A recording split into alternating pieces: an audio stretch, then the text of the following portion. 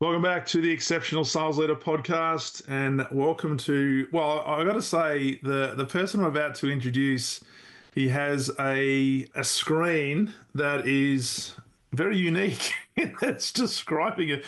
In fact, I've got the temperature in San Diego. I've got the time. I've got a little bit about the guest, but also I'll talk about what's also on the screen in a second. But Maximus Greenwald, or Max, as you are well known, from Warmly, Chief Warmster at Warmly. Welcome to the podcast, my friend.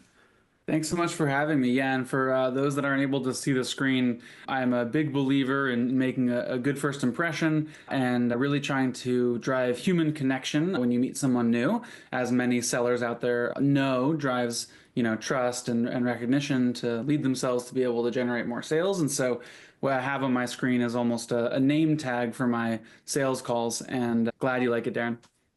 I think it's awesome. So, just for people who don't have access to the video, which this doesn't go out as a video podcast, so that's probably going to be most people.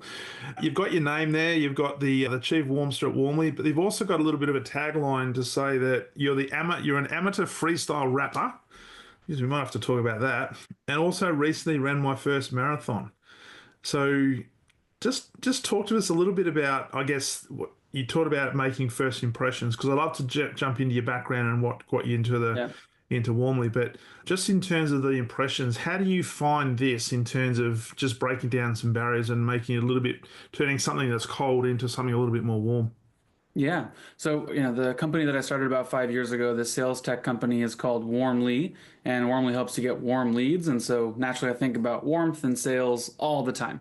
And I don't think it's a, hidden secret or anything that's a surprise that, warm leads convert better than cold leads, and bringing warmth as a human into your sales process is more likely to convert a deal, especially in B2B sales. And so, when you think about that world, Warmly builds products that help take action on warm leads. And one of our products, which you can get for free at getnametags.com, it's kind of just like a free tool that we offer, is a virtual name card for your virtual sales calls. And so it allows you to magically hover a name tag in your Zoom meetings. And so that's why on screen I have my logo, I have fun facts about myself, my time, my weather, the classic stuff that you talk about when you initiate a sales cycle or call. Yeah. And the first couple minutes, you want to make that smooth. You want to get to know someone at a deeper level. And so, yeah, when I tell people, right on screen, I'm an amateur rapper. I recently ran a marathon. These give hooks to ask questions. And the number of people who've said, oh, I recently ran a marathon, or oh, I'm training for a marathon. And then all of a sudden we get 2 or 3 more minutes of really great in-depth conversation we wouldn't have been able to get otherwise is allows me to kind of get that much closer with them. So at the end of the call, after, let's say, like we go through the classic demo and discovery, I can say, hey, do you mind giving me your cell phone number? I'd love to send you a couple of tips on marathons. And then all Yeah. of a sudden they get their cell phone number, we're texting. And then when the deal cycle gets stalled and they haven't replied for 2 weeks, I can hit them up right over text and just be like, hey, is there any issues with the finance team approving the deal we're going to go through? And they reply because we built that rapport virtually.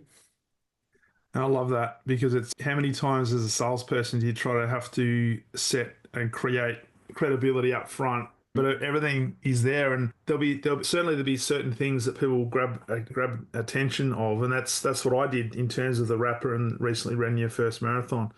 But it breaks down some barriers because a lot of people expect on a discovery call or just a first iteration, it's, oh, this is a sales call, so they're going to try and close me at every opportunity. So this Yeah. kind of breaks down a few barriers and helps you build a little bit more connectivity, which is what you need in a sales call. Good levels Yep. of rapport. Yep. Absolutely. And yeah, I think, as humans generally want to connect with other humans. And one of the topics I love to cover on our time today is a little bit about how AI is upending sales technology, and a Hmm. bit about how automation and technology is changing the way that we sell, but also that we can't lose as part of this a reminder that human to human interaction, connectivity, being able to build rapport is really still essential in any B2B sales process. It's really interesting you say that, Max. I'm glad we are going to talk about that because there's a lot of organizations out there that are either really frightened of AI or they're thinking that AI is going to be the be all and end all. to the point where we don't need humans now. We can just get our bot to do everything, and I can create a like an avatar of Max, and he can go and do all his stuff, and Yeah. he doesn't have to worry about objections because he doesn't have any quote unquote feelings. But at the end of the day, we want to deal with people because we crave that human connection. And the more people I talk to around AI, I love your thoughts on this when we get into a bit more detail, but they still want to do business with other human beings, and Mhm. AI will be a complement and augment what they already do. It won't replace necessarily what they do. Certainly in a selling and B2B selling space. Yeah, absolutely. Exactly right. Nice. So let's go back a little bit. You've been running Warmly for 5 years, and I looked at your background. We're connected on LinkedIn now, which is fantastic. You've done a lot of stuff. You've been at Princeton University, been at Google. Just give us a little bit of the background of Max, and what was it that was the catalyst for you moving into this space? Was there a specific gap in the marketplace? Was there a specific problem that you identified? What was it that led you down to creating Warmly? Yeah, I mean, really is one of those things that almost came out by accident. So my background is I'm a geek. I'm an engineer.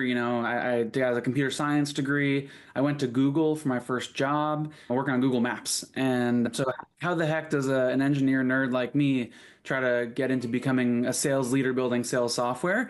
Kind of because I'm well, one, because I'm dumb, but two, because I think that bringing new ideas and a totally different perspective into an industry or a functional role can be really valuable. And so, whereas I could have gone and built engineer software for engineers, when I looked at sales, it puzzled me at first. I was thinking, why do people do things this way or that way? How might we use AI automation to be able to fundamentally change how salespeople work?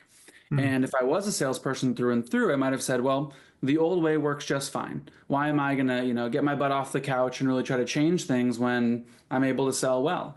And so it actually, I think, helps that I came in from a different perspective. And it really came in by accident because Warmly actually iterated on and failed several times in several different pivots. We built different businesses that did not work. And it Okay. was, how do we know they didn't work? We couldn't sell them. And so, once we realized what some of the problems around sales were for Warmly, we then iterated to solving our own problem, which is building, sales tech using AI and automation. And what's cool is like, I think I looked at our numbers last week, but we're obviously several years now into this new business that is working and working out quite well. But something like 43% of our sales directly are attributed to our own use of our own software. And so like if that's not outside the box thinking in terms of being able to solve our own problem, I don't know what is. So you're saying you eat your own dog food, mate? Oh, absolutely. And actually, one of the classic lines at Google that I take away is we literally had apps on our phone, and on like the Google Maps app, I had a little icon on it that had a little dog paw print. And that was because Google Maps eats their own dog food, which means that all of our apps that we put out to the general public, we have internal versions that we test for iterations and bugs and new features first, and they're called the dog food version. So, Mm. I use dog food Google Maps, dog food Google Photos, dog food Google Search. And so, they really drilled into us the importance of eating our own dog food, and that's an ethos we've definitely taken into Warmly. So it's a great lesson there because there's a lot of organizations, there'll be a lot of people who have what they consider to be or what they're told is a great product or a great service. Yeah. And yet when you look at, and it could be a piece of software, and you look at their phone and they're using something completely different. So from a credibility point of view, and certainly because I want to get into the founder kind of space as well in terms of the sales and the sales leadership component, but from a perspective of using your own product, how easier is it therefore to, I guess, ethically convince and influence a potential customer when you can say, "Hey, I'm using this on my device. This is how we use it." But even Yep. simple things, Max, like what you've got on the screen now, just as a bit of a virtual business card for a better term, because you got your label, your logos there, and it's just a constant reminder. Yeah, absolutely. I mean, brand is a super important thing. I think, not, for businesses that use this name tag product that we have, I mean, it's pretty clear that you can add in whatever. If you have 1,000 employees and they go to 10 meetings a day, that's a million minutes of brand impressions a day, right? So that any marketer would say, thumbs up, that sounds good. But brand extends far beyond just sort of the visual, right? Brand is your how you act, who you are, what sort of your values are as a business. And Warmly's chosen a very cavalier, goofy style of brand almost, where we want people to see us as a maverick in the space. So, for example, one of our key signature themes as part of our brand is cowboys and cowboy hats. And so I can pull out my cowboy hat if you want now, actually. People won't be able to see it per se, but it'll kind of get you the Warmly ethos. And I bring this to podcasts a lot, but we really believe that It's even branded with W on it. oh yeah. Well, what we really believe is that we're bringing kind of the a new way of doing something to market, right? This is sort of like taming the wild west of sales, bringing in kind of an edgier, more interesting way to sell. And so we have this sort of cowboy attitude, and we break the mold. We say goofy things on LinkedIn. We try to break through, and that's our brand. Your brand can be different. Your brand can be serious, it could be lighthearted, it could be thoughtful or inquisitive. All these are great brands to have, but at least we have sort of a clear brand story and strategy that we can hammer home to prospects who may not be ready to buy today, but it's important that they understand or hear about us so that when they are ready to buy something like what we offer, they're thinking, "Oh yeah, what's that like cowboy, maverick brand, like Warmly something or other?" They do maybe like warm leads, and they Google us, and then they're off to the races, buying us in a sales cycle.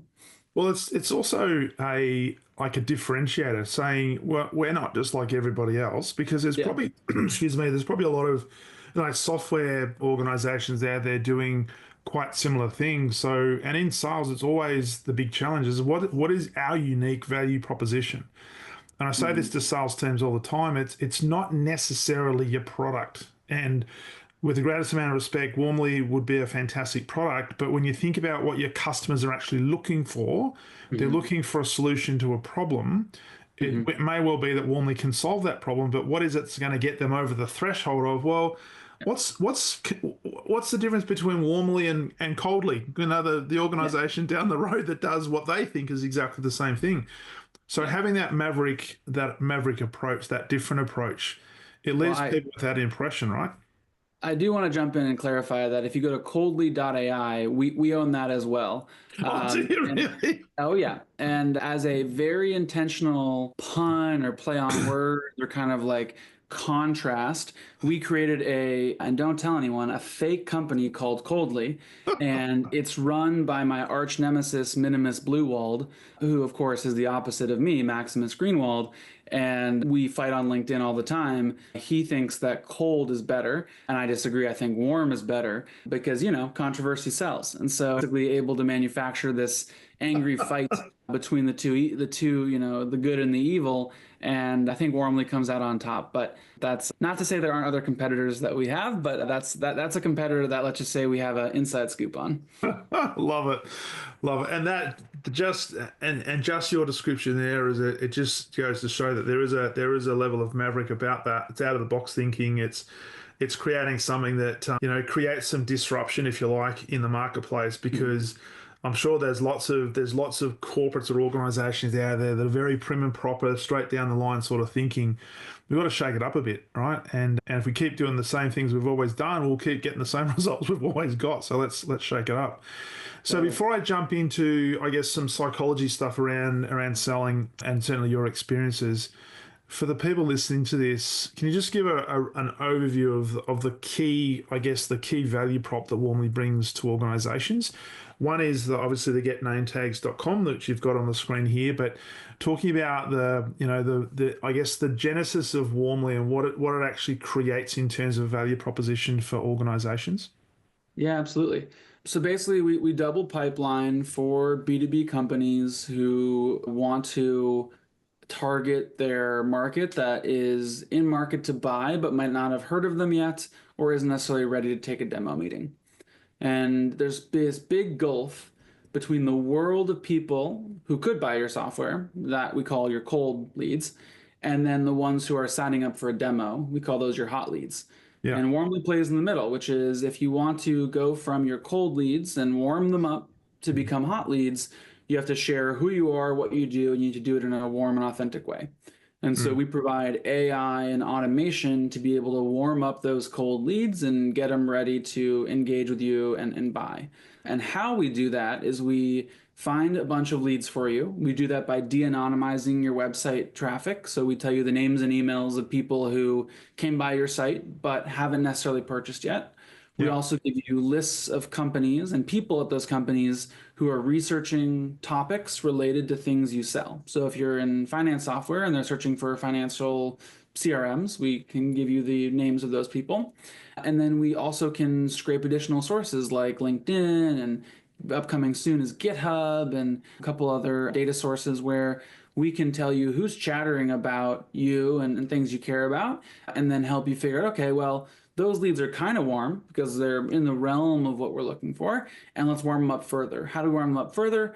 We automatically at scale send them emails, LinkedIn messages, and chat messages while they're visiting your website with relatable content that helps move them further down funnel to get them closer to ready to actually take a meeting with you all. Yeah. Love it. And it's just frightening the amount of technology that's available that because what was it the other day? My wife and I were talking about some sort of, I don't know what it was. I was looking for, when I'm traveling to the US, I'm looking for an eSIM, right? So I was doing all this research about eSIMs and I was just looking through, and then I went away from the PC and the laptop and was on the couch scrolling Facebook, and all of a sudden all these eSIM stuff started to come up. So I'm Yeah. thinking, man, people are watching, people are listening. So what you're saying is you take that sort of information and then start to create connections via email, via LinkedIn messages, via other means to, I guess, connect, but hopefully pique an interest so that when they're ready to enter their buying cycle, we now have a high level of familiarity. Yep, that's absolutely right. And look, like what you're sort of describing here, some people get a bit of a creep factor about like, oh no, I'm sort of aggressively talking to you. Now, we may give you the data to be able to reach out while someone's in the middle of looking at your site and say, "Hey, Darren, I see you." You don't want to do that. That's too far and too in someone's face. What we want to do is give them at all opportunity the ability to engage with you when the timing is right. And I myself am a busy person. I'm between back-to-back emails and video meetings and calls and stuff. And so if someone emails me and says, "Would you like to buy X?" I might not have time in that moment. But Yeah. then if I see an ad for them later, and then when I visit their website, I get a chat message from a chatbot, maybe even then I'm still not ready to buy, but at least I'm getting to know them better and better. And if Mm. they're receiving those hints, those breadcrumbs that I am getting excited, then they can start to serve me more content and material. And all of a sudden, if on LinkedIn, one of their sales reps DMs me and says, "Hey, $50 gift card if you take a meeting with me," I'm like, well, I've been looking at this for a week or two. It seems kind of interesting. I kind of get it. For $50, I'll take the meeting. So Yeah. it just sort of like, I mean, the average, what is it? The average meeting booked requires 21 touch points before someone's willing to take a call with you. So Yeah. it's just continuing to do those touch points because touch points at scale are expensive. And so you can either have a human rep manually reaching out to do 21 touch points, and that's expensive because it just takes a lot of time, effort, and human cost, or you can pay a ton of money to automate ads, LinkedIn messages, emails to those prospects. But if you're just basically, shooting a cannon into the void and hoping that it hits someone, that's not going to work out well for you. And so No. Warmly is a software that helps solve the problem of, I only have so much budget and only so much time. How do I focus my efforts to warming up the right prospects, the right time, so that they engage with us and take a demo meeting? Because the biggest thing about sales, and I'd love to jump into this sort of area as well, is we've all got a product or a service to sell. Hmm. And quite rightly, we want to believe that our product or service that we sell is one of the best in the marketplace. And sometimes we can suffer a little bit from drinking too much of our own Kool-Aid. Hmm. But how is it that we actually create, first of all, awareness in the marketplace, but then prompt some form of action that a Hmm. prospect is going to take? And I love the approach you're talking that we're not saying, hey, after the if you see me on your website, you're not going to be sending me a LinkedIn message to say, hey, I saw you checking out my website. How about we jump on a call and I'll do a demonstration? Then I can give you a price list. It's Yeah. not about selling on the first thing. It's about building a relationship and building that familiarity. So how much of the work that you guys do is in, I guess, the consulting for organizations? And this is kind of a question that leads into your Yeah. role as, I guess, the founder or co-founder Yeah. into the actual process of engaging. So Yeah. you've got the technology, but what do I do with that technology? What's the best way for me to engage a prospect to move them from, oh, I don't know you at all, to now I've got Mhm. some familiarity and maybe I'm in a position now to have a bit more of an investigation as to what you can offer me. I think that's a great question and a great discussion. Where Warmly started off as pure software. This is again the geek and engineer in me, which is like, well, everyone knows how to use software. But the truth is, people are busy and they need help. And so we provide go to market consulting services through our customer success managers to help ensure that people, we call it orchestrating their go to market motion, which basically Yeah. just means finding the warm leads and getting those leads sent out by email, LinkedIn, chat message to those right prospective buyers. And every company is different. So I'm just going to, I don't know if it's possible to share my screen, but if I know that people won't be able to see it or listen to it, but I'd be happy to walk them through it. But basically, we have a bit of a sort of consulting model where, and we're happy to do this really for free for any organization that wants to reach out. But basically, what I'm screen sharing now is saying, what is this new go-to-market strategy of multi-touch, omni-channel marketing and sales and reaching out. Mm. And without going into too much of the details, essentially there's two simple steps. It's find the warmest leads, and then it's reach out to those leads automatically. Yeah. And what I'm going to flash on screen here, but describe out loud, is how we coach go-to-market teams and sales leaders to be more effective in leveraging their inbound and outbound playbooks to drive more revenue. And so at a basic level, you take all your leads and you score those leads from hot to cold. So cold leads are leads that aren't a good fit for you right now. Warm leads are the ones you want to be reaching out to. And then hot leads are the ones that are actively engaging and signing up for demos. Mm. And those warm, medium, and cold leads can come in inbound to your website, or you can reach out to them outbound by email, LinkedIn, or whatever your normal channels are. Ads, doesn't matter. Then what you realize is, well, actually, a lot of my efforts outbound to engage with these leads send them to my website where they might book a meeting inbound. And a lot of my efforts inbound to engage them, give them blog posts, give them, chat messages, whatever, might not work just now, but it may cause them down the road to open an outbound email, LinkedIn message, etc. And so this combination of inbound and outbound, we at Warmly call warmbound, and people call it several different things. Another phrase going around is inbound led outbound. But essentially, it's this idea of when you figure out they're coming inbound, reach out to them outbound. When you reach out to them outbound, send them inbound, and at some point in the process, they'll respond and say, "Okay, I'm ready for a meeting."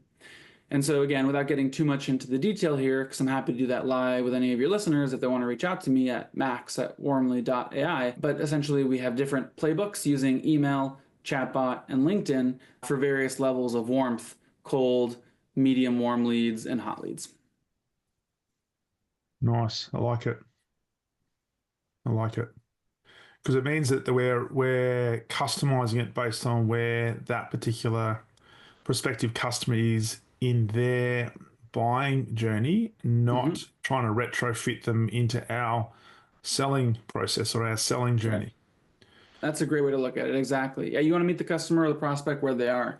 One of my favorite example playbooks that we coach people on that's working pretty well for us is called, we call it the close lost outreach playbook, which basically is if a deal you tried to work a year ago that didn't go through comes back and visits your website and you detect that, and they've been on your pricing page for more than 5 seconds, we look in your CRM and figure out the sales rep who most recently worked that deal. Mm-hmm. And then we go to LinkedIn, and from that sales rep's account, we message the stakeholders. And if they aren't connected, we'll just message request them first. And then when they accept, then we'll message this. But we'll say something like, "Hey, Company X, looks like you evaluated us back in the day, but it didn't work out. Has something changed? Because we Mm. noticed some of the people on your team have visited our website. Maybe it Yeah. was you, maybe it wasn't." And it's a pretty powerful automated thing that can go out 30 minutes after they visited your site. And we have a really high response rate that's like, "Oh, actually, yeah, it's been a year since we talked to you, but now we're actually in a buying cycle with some other company or software or service." Or actually, yeah, now wasn't, or then wasn't the right time, but we just hired this new CMO and, she's really interested in how we can automate whatever. And so now might be the right time. So it's like cool things like that that you wouldn't necessarily think of that would be really helpful automations at scale. It's just, as you were talking about that, I'm thinking, man, I'm thinking of the Truman Show where there's cameras following Jim Carrey everywhere. These are the internet cameras that are just watching. You got to be careful what you're looking at. It's the world of retargeting and targeted ads. I think it's when you say you got to be careful what you look at. I might rephrase it as the internet will help drive you toward making informed decisions about what you might be willing to buy and purchase if you were just given the right information and tools. Yeah, yeah. And I think that's a great way to approach it because if you've got people out there, because back in the day, you wouldn't have had a clue because it would have been newspaper ads, magazine ads, Mhm. maybe yellow pages. And I think how did sales organizations actually go about being really successful? Well, they had a stack load of people that were knocking on doors and making phone calls. Yeah, exactly. But also there was so many fewer companies out there that, I mean, this is the fascinating thing about the world of at least software sales, which is that, I think it's 10 years ago there were 50,000 software sellers. Today there's over a million. So we've seen Yeah, 10x the number of people who make their full-time living selling software. We've also seen a 10x number of businesses that exist who need software. And so hopefully that power law continues to scale. yeah, What would be scary is all of a sudden if you have 10 million people who sell software, but only a million businesses that need them. All of yeah. a sudden, it's a race to the bottom and things that kind of the rug gets pulled out from underneath folks. And that's sort of one of the really interesting questions to me as AI proliferates through the market is will we see a proliferation of, let's say, like reach outs, interactions, and scale that outpaces the actual number of businesses being created that need software to be successful? That's where we'll have to see how it all plays out in the next couple of years. But in the meantime, we're certainly seeing gains, and we shouldn't have sales and marketing leaders sleeping or giving up and saying, well, AI is coming for my job, so I'm out. No, you should actually like grab the bull by the horns and say, I'm going to become more of an expert in sales and AI and automation to ensure my long-term ability and career as a seller.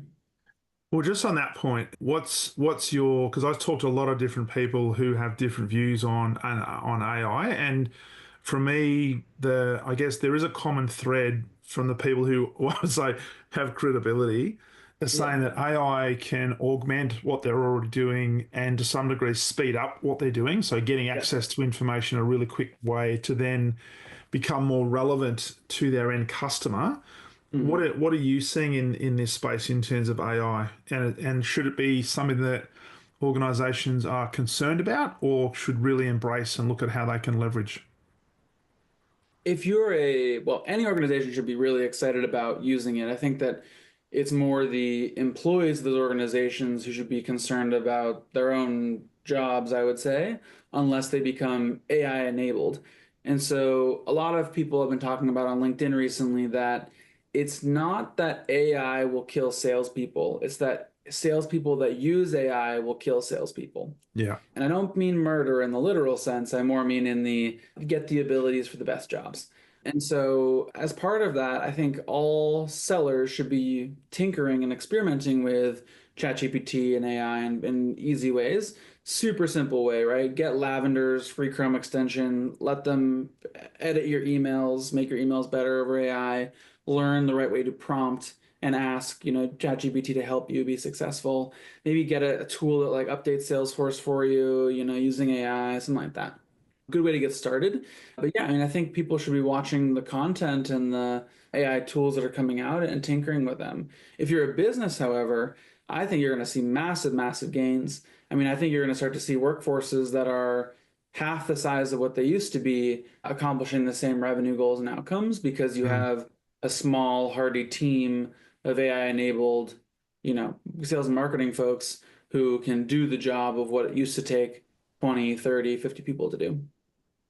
And I think that's the biggest thing. It's the proliferation of information, how it can be actually distilled down into a funnel that's more relevant, more targeted, which actually Yeah. increases credibility in the eyes of the customer, which should Mhm. improve sales cycles. It should mean that we can do more in less time, which Yeah, should have a positive impact on the bottom line of organizations if they still have a good product or a good service that they're delivering to the marketplace, not just selling dreams of nothing. sure. I also think that the AI is not really there yet, especially to replace salespeople. And so, good examples, my 2025 strategy and roadmap planning with my team. We're trialing some of these AI SDRs that are supposed to replace salespeople. We've looked at them, they're solid, they work somewhat, they're not there yet. I'm planning on doubling my sales team next year, and Yeah. it's going to be all humans and no AI robots just yet. But when the models start to get there, I'm open to having that conversation of, well, let's hire two AI salespeople and 10 real salespeople, and then we'll kind of try to figure out how to collaborate, work, have them all work together, et cetera. And like when you ask sales leader, why wouldn't you just do the AI? It's way cheaper, whatever. They're like, at the end of the day, people buy from people. I can, work on, control, up level, and help my team be successful. It's just tougher to really control and manage an AI salesperson today. But I hope that by 20, we have, AI enabled salespeople that are like few in number, but high ROI on return. Yeah. I'm just sitting there thinking as you're talking, how do you have a feedback or a performance conversation with an AI SDR? I mean, what's interesting is you have constant feedback, which is like everything you're telling it takes in as input to try to get better at booking meetings. And so, Yeah. yeah, the other big shift that we're seeing that I'm watching very closely is what some people on LinkedIn are calling service as a software instead of Yeah. software as a service.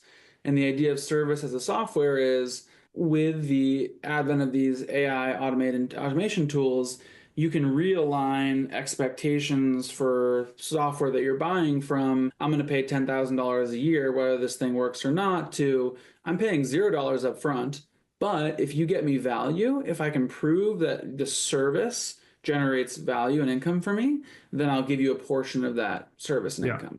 So a business model that's more closely aligned is one that says, look, we both win together.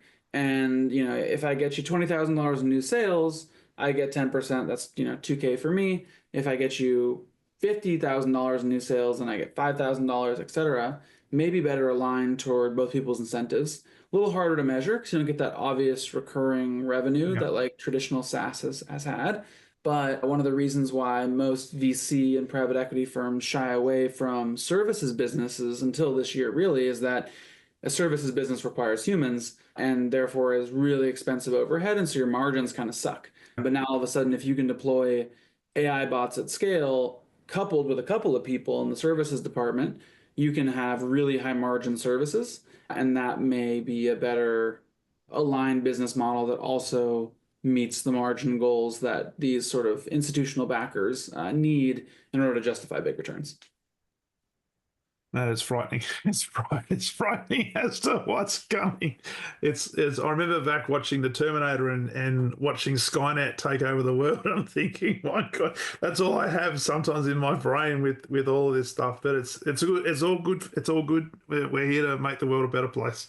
I mean, yes and no, man. I get it, right? It's like, are we as a society, if we automate ourselves away totally with robots, like, do we have the ability as a human species to figure out what we want to do next? Like, Mm, maybe in a perfect world, basic food, money, shelter is all taken care of for us by AI and robots, and then we can all be painters on the beach and enjoy our lives. It's not going to be that way, right? There's going to be couple billion people that may be left behind in the dirt if they aren't enabling and equipping themselves for the next phase of the world. And yeah. I don't know much about the Australian education system, but I have lots of gripes with the US education system that they aren't really preparing the workforce for the future of what education and really jobs and sales, marketing, engineering, product roles should look like in 2025.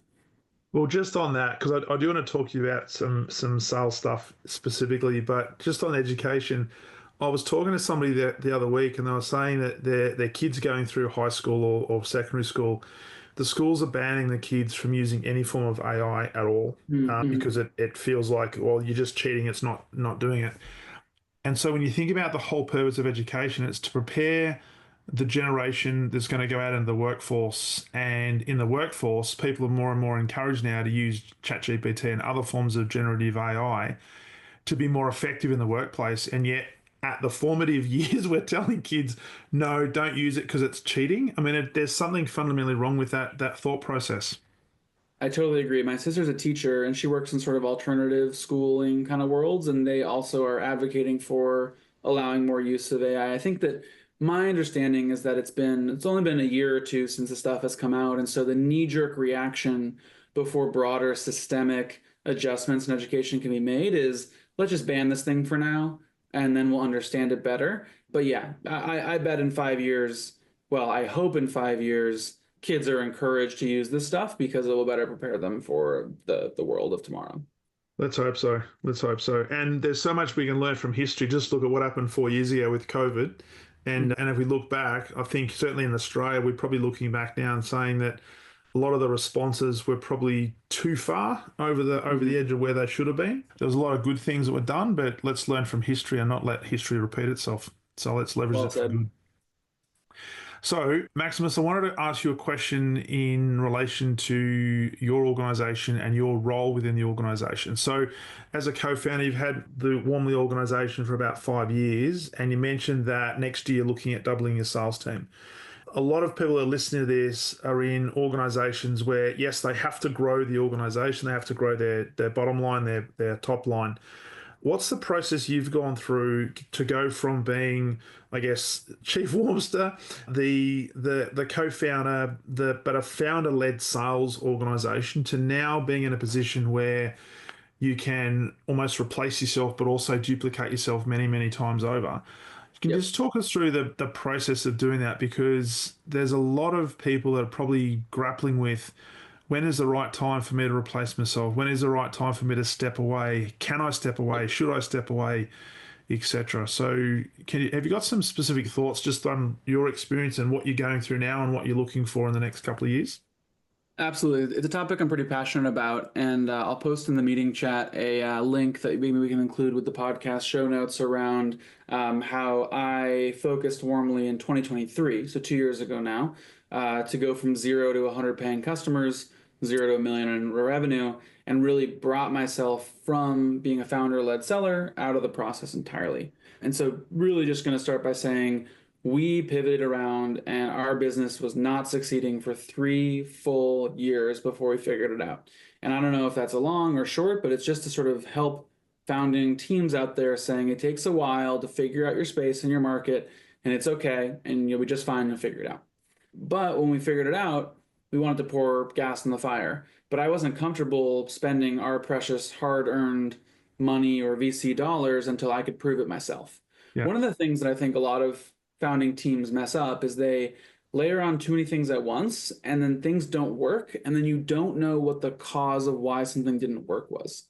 So, Mm. for example, if I brought on 5 sales tools, 3 sales reps, a sales leader, and then moved us from mid market to enterprise all in the same day. And then next week I wasn't closing enterprise sales. What's the problem? Is it the That's it. drastic move up market? Is it the tools? Is it the people? Is it the manager? Too many unknowns. So Mm. I like to think of things iteratively of how fast can you prove one step in the process and be assured that it's working before you move to the next thing. Because Yeah. then if you get every step working, then it all kind of flows well. And so that's sort of my framework overall. But with that, well, maybe does it make sense for me to kind of go step by step as to how I created a sales led process as a founder and then move myself out of it as we hired? It's a great approach because what you're effectively saying is if you've got too many plates in the air, you don't know which one's having the effect and which one's dragging you down. Yep, exactly. So just as an example, and this is again about a year and a half ago, in the beginning of 2023, we kind of iteratively changed up our sales process.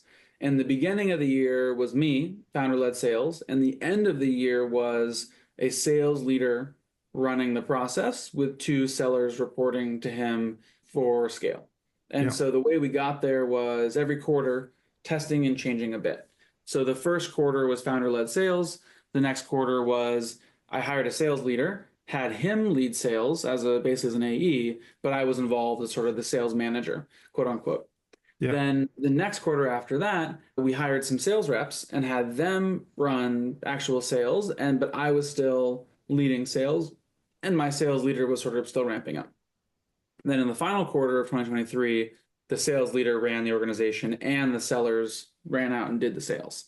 And so, but then starting with founder-led sales, I had to prove what are the metrics that I need to hit to prove to myself that I can hand this off. So when my sales leader or my sellers tell me this is too hard, I can't get any sales, I point to my numbers from last quarter and I'm like, well, I hit these numbers and I'm an idiot who doesn't know sales at all. So don't tell me that's the case.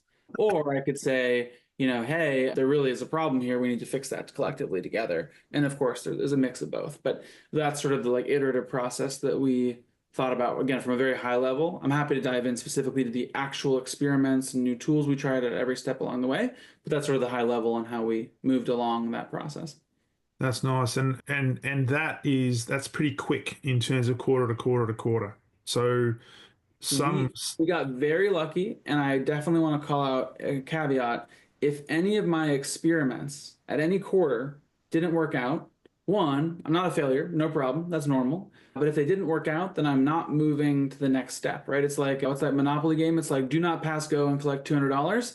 yeah, You need to make sure you nail down that stage and have clear benchmarks for what success look like before you go to the next step. So for example, a lot of founding teams that I've talked about have said founder-led sales until 500K in ARR. Founders need to close the first $500,000 in ARR before they should feel comfortable bringing on a salesperson. That's like one example of a way to kind of think about it. because as you were talking, I'm thinking, is it the financial metric or is it also a process metric as well? To say, well, if the person's doing the fundamentals, Mm-hmm. they may not necessarily deliver the financial ARR yet, but Mm-hmm. they're doing the fundamentals really well. So I think from a behavioral point of view, we've made the right investment. And that could be the catalyst to say, you know what, we can actually now go to the next step because we know that they've got the fundamentals and through time, they'll actually start to deliver the numbers. Yep. Great point. I think because you're also likely as an early stage team building your product or service in parallel with your sales and marketing organization, you need to be strategic about when you layer things on and balancing this like tough act of when is product and engineering ready to deliver the kind of product that you're selling to customers on the backside.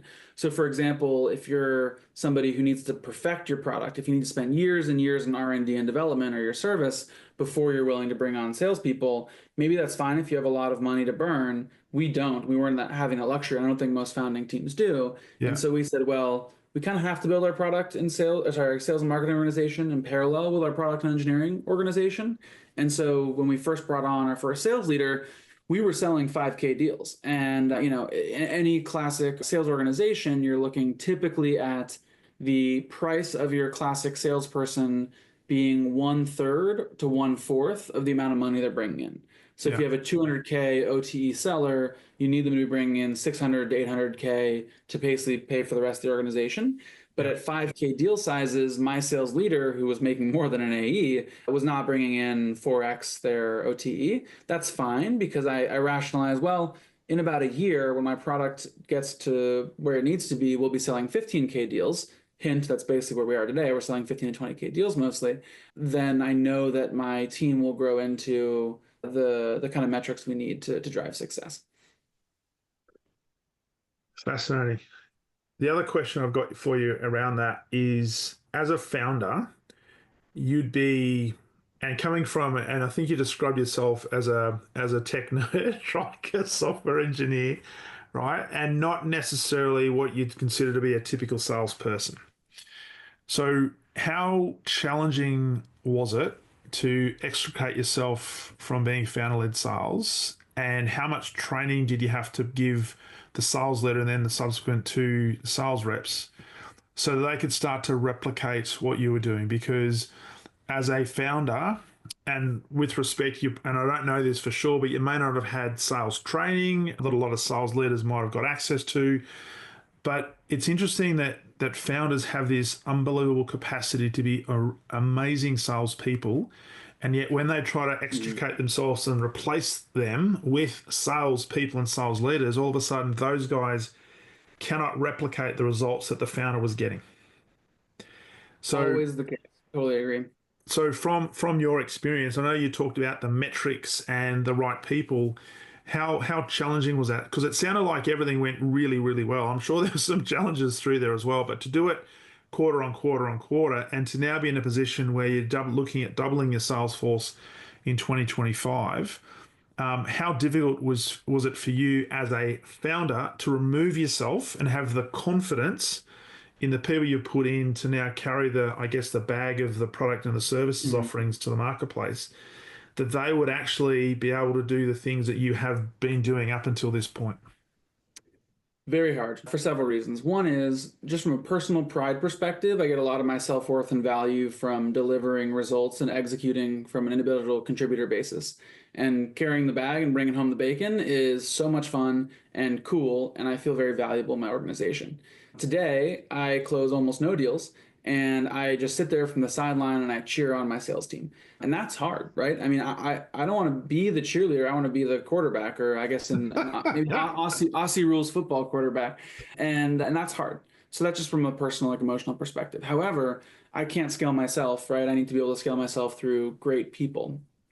And so, yeah, it's hard. I mean, I think the like, sort of classic thing is baby steps. So, you hire someone new, the training, right, is like, they come with you for 5 demos that you lead, then you co-lead 3 demos, then they co-lead 3 demos with them leading a little bit more, then they fully run 5 demos with you listening, and then they do 5 demos where you're not on the call, but you watch the recording afterward and give them advice, and then they take it on from there. There's like that kind of stuff, and then maybe sporadically you pick a random call recording once a week that you listen to and give them feedback on to let them know that you're caring about what's going on, and then you monitor their sales qualification rates and close rates and make sure they're in line with like industry standards more or less.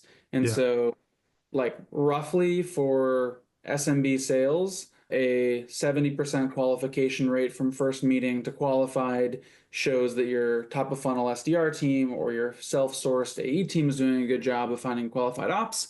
And then a 20% or 25% close rate, so 1 in 4, 1 in 5 opportunities that go to a real opportunity stage get closed by your sellers, is industry solid. If I were to be deep in the mix and that was all I was focused on, I'm sure I'd get, 33% close rate, 80% qualified op rate. I'd do better than the average seller, but I Mm. think the delta is that like this is my baby. It's all I think about 7 days a week and I care about. I'm able to tell our vision really effectively because I am the vision, because I'm creating that. I bring forward an energy and passion that's like hard to replicate. And then I think I just automatically get trust being the CEO and co-founder, which is just harder to develop as a rep. So I have an unfair advantage. Well, it is, and what you touched on there is a thing called conviction, right? So you don't have to almost prove that the Warmly product is worthy because you are Warmly, right? Right. So whether you're Another big piece that I think is worth calling out is founders as they evolve and start to get people bought onto their vision and their product. When you sell investors, when you sell prospective employees, when you sell, customers, you end up realizing that selling is the wrong way to describe it. What you're really doing is storytelling and you're almost coaching as well. And mm, so I lead a pretty consultative or coaching led process where I don't feel bad about looking a prospect in the eye and saying, you're not a good fit for us. I wouldn't buy us if I were you. Not because our software is bad, but because I know your organization from doing 500 of these calls, and I think you should go elsewhere. Or I should say, hey, let's not worry about our software right now, right? We're just a solution. Let's figure out the problem your organization's facing and let me share my wisdom on how I can improve your go-to-market motion. Those are honing that as a seller is really hard, but super powerful because most people walk away from calls with me when I diagnose their go-to-market motion for 30 minutes. We talk about Warmly 0 or 5%, and they walk away thinking, dang, those Warmly people are smart. They know how to help us with our go-to-market motion. They're probably building software that helps us and solves our problem.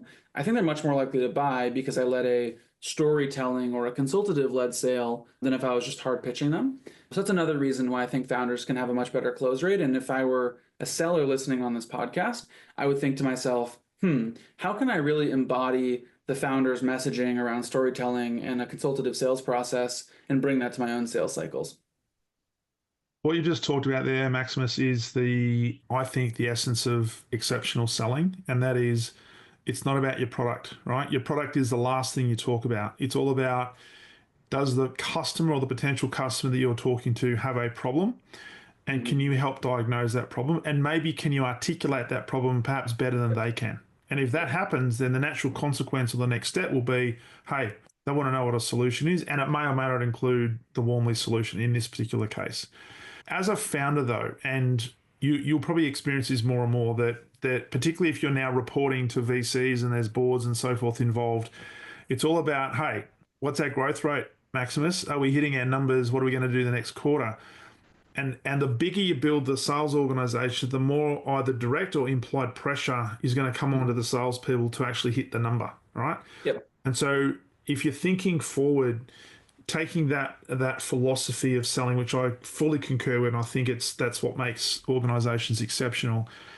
How do you today, or is it something you're thinking about? How do you marry up or balance the need to hit a number, to hit targets, to keep revenue, to keep the growth expectations in place, with this, I guess, notion of, hey, we're here to provide a service, we're here to sell a story, and we may not be for everybody. So how do you distill that message down into your sales team, Yeah. particularly, I guess, a virtual team that you're probably building as well? Yeah, it's fully virtual team. It starts at the top it starts from the top internally as a philosophy and rigid ICP or sort of like, process around who we sell to. And then it starts at the bottom from our SDRs who are outsourcing the deals to go after. And, we comp our SDRs not on book meetings, but on qualified ops. And so that means that the AE has to confirm that they believe this is a qualified opportunity. And the AEs are also gold on and billed for whether they can close at the right rates. So if they are qualifying in every single opportunity and then that means they're only going to close 10% of their deals, they're going to be in trouble or managed out. And so you have to kind of say, look, you need to hit a 25 or 20% minimum, qualified op to close rate. So don't be qualifying in the things aren't good fits. Now, how do you know that? Training, coaching, all that kind of stuff. But I think there are ways from a metrics perspective to ensure you're weeding out companies that aren't going to be a good fit. And the reason I weed them out is just because I don't want to spend a lot of time working with them for a year from now for them to churn and not want to move forward with us. What a waste of our time and their money. So really, it's just sort of keeping it tight around what your ICP is. Luckily, we're a horizontal B2B platform that can appeal to anybody in B2B that has a sales and marketing motion. And so the world's our oyster. There's millions of businesses that we can sell to. And so we're in a good spot where we have lots of opportunity in the market. But that being said, yeah, we still say no to certain customers, and we try to coach our team on weeding out the ones that don't make any sense, even if it might come at the fear or cost of them not hitting their number that month. And then from that, if that does happen, then as the CEO, what sort of example do you set in terms of, are you then more focused on making sure that we're doubling down on the right customer avatar that's going to be a better fit? Or are you then marrying that up with a high performance environment where you still need to hit your number, but we've got to do it with the right customers? Yeah.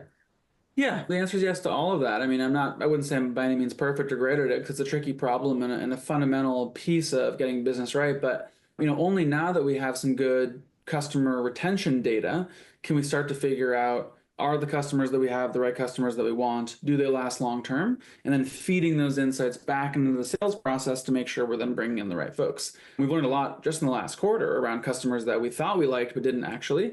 And we've also gone up market. And so that's sort of the difficult piece here is you're building the car as you're driving it. And so, the customers from a year ago that may or may not retain, might be churning, are also ones that you're not really selling to anymore. And so when I go back to the sales team and I'm like, hey, don't sell to two-person organizations in Norway, and here's why. And they're like, what? We haven't even talked to a two-person team in Norway in a year. Then you're feeding them still, retention data. So it's playing that difficult balance of building the car while you're riding it. Love it. Love it. So Maximus, as we bring this into a close, couple of questions. I'm going to ask you the final question. I'll ask you is about 2025 and beyond. But as you look back now, having been a CEO, co-founder for now 5 years, and you mentioned before that the first 3 years were sort of such challenging, and you've kind of hit the mark now, and you're starting the exponential growth curve is on its way. For people listening to this who may be going through some challenging times, either as an organizational level or a sales level, it could be, lots of different contributing factors. Are there some key lessons that you can share with them in relation to staying the course? Because I'm sure that there might have been times, and I'm not going to put thoughts into your head, but there might have been times in the first 3 years where you might have been questioning, hey, are we on the right horse here? I think at the end of the day, a lot of this comes down to the gut. I think it's your founder gut. I know it sounds like a cop-out answer, but like I think you have to marry data with what your intuition tells you about your market. And maybe there are founders that don't really know their market that well, in which case I say like lean more on data. But once you've been in your space for 2 years plus, you should have a really good sense of whether something's working. And you just got to be honest with yourself. Love it. And a parting message for people looking into, as we're getting closer and closer to Christmas, the new calendar year 2025. What is a grand prediction for 2025 and beyond in terms of things like Warmly or using AI or anything in the selling space? Yeah, What are you thinking? 2025, I don't think AI salespeople will be good enough yet. So I think leaning more into automation will be the key sticking point for 2025. Hopefully in 2026, we'll see like real AI breakthroughs that are going to be really great. But I think automating your go-to-market motion and also merging your sales and marketing team. I think that for the longest time, we've had sales and marketing living in silos, but now they need to work closer and closer together to make things work. And so finding ways to unify your sales and marketing team around common metrics and KPIs, getting them to sit in a room more often will be very high ROI in 25. So really ramping up sales enablement and get them on the same page. Because what you see is sales are doing this to marketing are doing this as people are not seeing this, but I'm pointing the finger. So Yeah. if only sales could close our deals, well, if only marketing could provide us good leads so we could close the deals, we'd be a happier The place. classic back and forth. Exactly. Well, thanks so much Wow. for having me on, Darren, and looking forward to staying in touch. And also, if any of your listeners want to get in touch with Warmly, you can reach us at warmly.ai. We have a free tier to get started with 500 free leads per month. And if you message us at sales@warmly.ai with the message Darren/exceptional sales leader, we will increase your free leads up to 750 leads per month. And so hopefully some folks will reach out for that free offer. If not, happy to also chat with folks on their go-to-market motion. You can reach me at max@warmly.ai. Awesome. You just preempted what I was just going to ask you. Where's the best place for people to connect with you, Max? So great. You appreciate it. And of course, you're also on LinkedIn. So if you're open to people connecting you on LinkedIn, then that's another place to get access to you. Perfect. See you, everyone. Mate, absolutely a great pleasure to have you on the podcast. Enjoy the rest of your afternoon. I'm thinking, what day are we? Yeah. Oh, it's Wednesday in Melbourne. It's Tuesday for me. Yeah. Have a good day, Darren. Nice talking to Thanks, you. Max. All the best, mate. Cheers.